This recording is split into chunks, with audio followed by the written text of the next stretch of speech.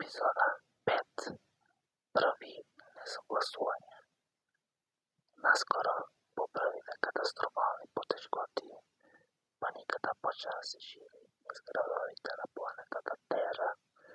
Магнетните бури, нестабилните електрични мрежи и екстремните климатски промени ги натераа луѓето да бараат одговори и да се подготвуваат за неизвестното утре.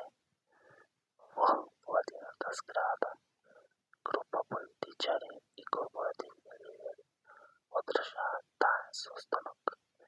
Тема – критичното прашање: кој ги има право да се спаси на вселенскиот брод? Не можеме да ги спасиме сите, рече еден висок службеник со студено лице.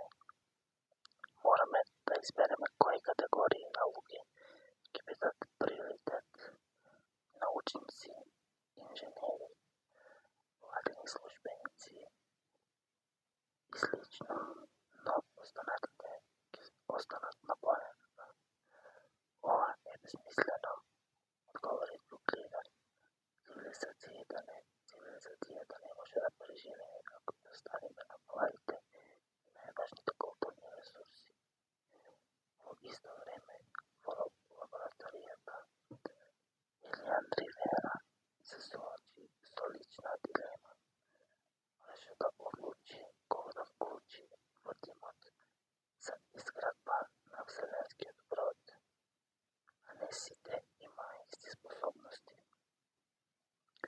Дури и неговите најблиски колеги почнаа да се прашуваат дали нивното место ќе биде загарантирано. Ова не е само проект, рече Илијан на тимот. Ова е избор за преживување. Секој што ќе биде дел од бродот, ќе биде дел од иднината на човештвото. Дел од населението се бунтуваше на улиците.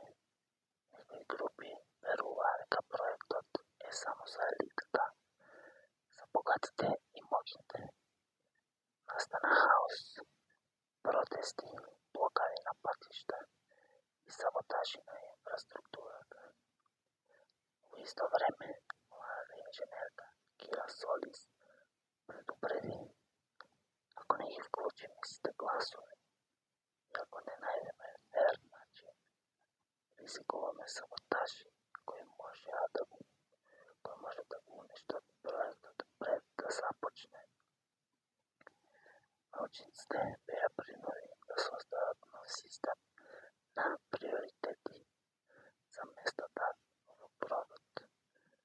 Критериумите не беа физички и интелектуални, туку и морални.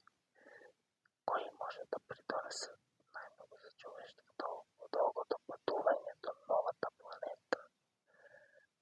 Во меѓувреме, климатските катастрофи на планета продолжуваа. Огромни поплави уништуваа села, земјотреси ја тресеа инфраструктурата, а вулканските масиви испуштаа облаци, пепел и сите знаеја дека времето за подготовка се топи. Конфликтот достигна врв кога дел од населението почна да изведува саботажи на лабораторијата. Илијан и тимот мора да го бранат прототипот на криокабините и да ги задржат моралните интегритети на екипата. Не можеме да си дозволиме да се откажеме, рече Илијан. Ова е нашата шанса да создадеме иднина. Ако сега попуштиме на конфликтите, се ќе биде залудно. На крајот на епизодата, екипата ја заврши првата серија од криокабините, подготвени за тестирање, но со јасно знаење дека политичките интриги и социјалните тензии ќе бидат постојан предизвик на патот кон спасувањето на човештвото. Илијан повторно стоеше на ридот, гледајќи градот во хаос.